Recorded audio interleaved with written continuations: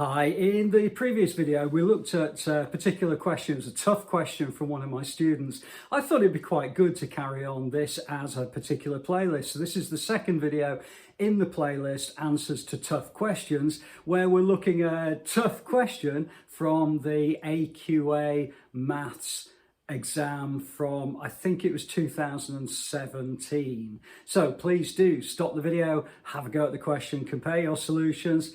Add a comment below if you're not sure about anything. Always come back to you. Look forward to seeing you inside the video.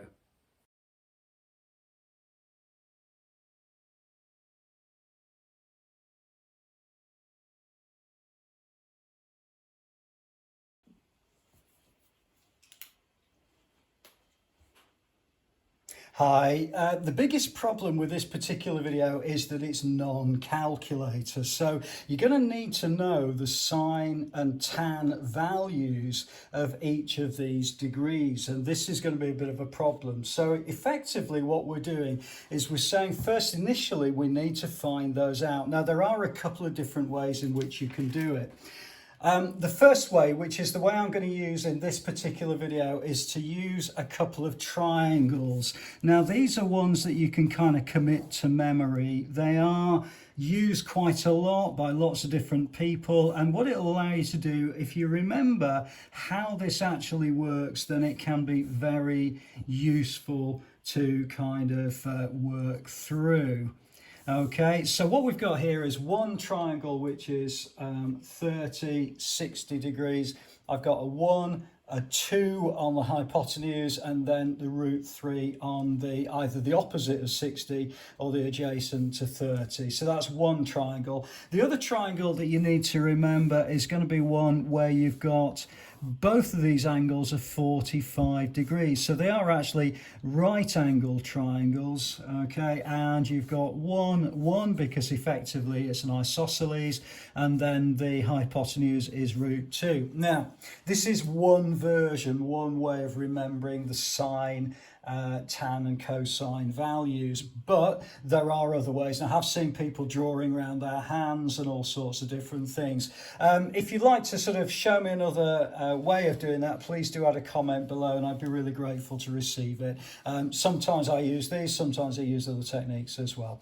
Okay, so what we've got here is going to be the ability to be able to find out the values for each of these. So the first thing is I'm going to look at the value for the sine of 45 degrees. Now effectively the sine is the opposite over the hypotenuse. Now the way we know that is by remembering so, ka, toa. And again, I'm very aware that some people use triangles and all sorts of things to show these ratios, but this is the way I remember it. I just remember it as SOHCAHTOA. So if we look at this right angle triangle here, we've got 45 degrees in each of these corners here.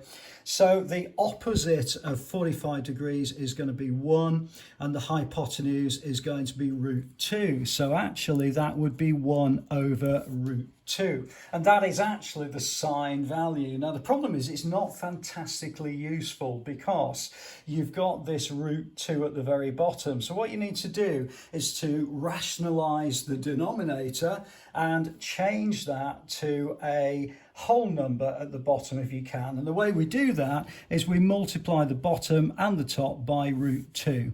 So what we've got then is root 2, 1 times root 2 is root 2, and at the bottom I've got root 2 times root 2 is root 4, and the square root 4 is 2. Okay, that's probably the hardest ratio, I'm afraid. I've just started with the most difficult one. Let's have a look at the other ones. So we need to find out the tan of 45 degrees. So the tan of 45 degrees, well, tan is opposite over adjacent. Well, if we use this one, the opposite is 1 and the adjacent is 1, so it's 1 over 1, which is 1. Okay, so the tan of 45 degrees is 1. The final one that we need to find out is the tan of 60 degrees. So this will be the final one that we need to find.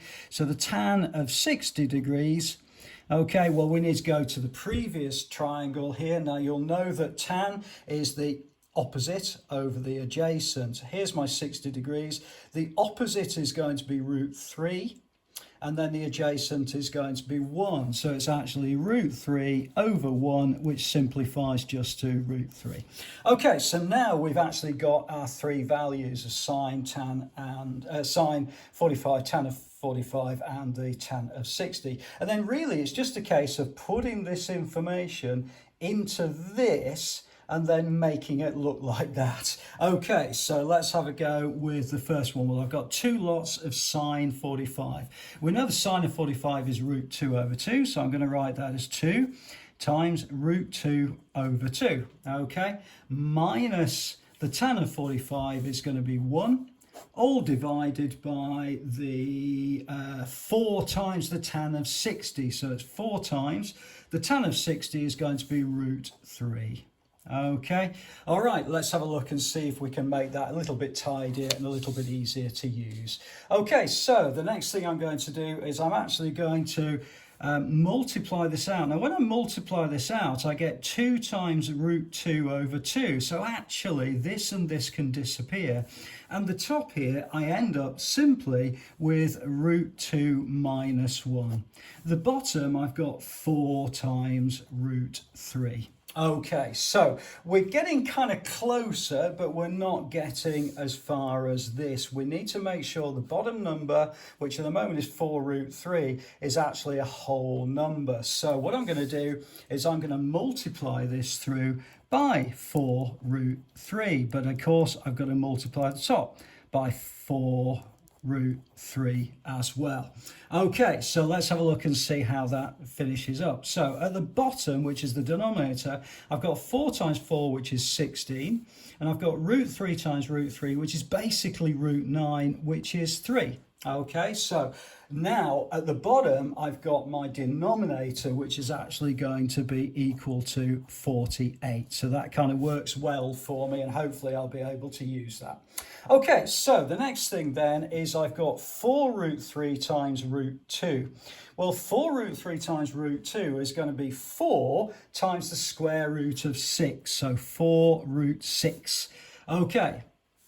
Now remember that I've got to multiply each of these terms by this 4 root 3. So 4 root 3 times minus 1 is going to be minus 4 root 3. Okay, so we're in a position now where we've got this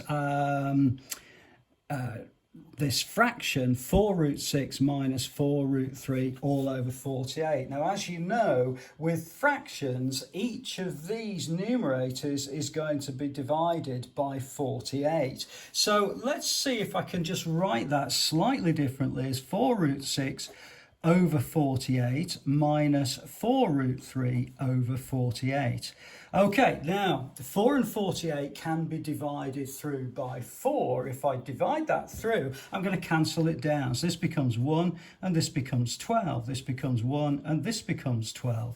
So what I end up with is 1 times root 6 over 12 minus 1 times root 3 over 12. And if I bring that back together again, just to give them the format which they're looking for, it's going to end up as being root 6 minus root 3 all divided by 12. And that's the answer to the question. Okay, so it's been a little bit of a tricky journey to kind of follow that. I'll put that up at the screen so you can kind of have a look at that, stop the video and kind of work through. But just very basically, I've used these triangles to find my values. When I've got my values, I've then put them into the particular equation. I managed to cancel out this awful denominator here, and it became root 2 minus 1. And then I multiplied top and bottom by 4 root 3 in order to make sure this bottom was going to be a whole number. When I got my whole number, I then basically cancelled it through. You could have left it, I guess, like that, but it's not really quite what they're looking for. If this was a 4-mark question, you'd probably get 3 marks at that particular point. You do need to simplify it even further. As you simplify it even further, you'll come out with that one. Okay, so I hope this has been useful to you. Please do add a comment below if you're not sure about anything. I'll always come back to you, and I look forward to seeing you with some more tough questions in the next video.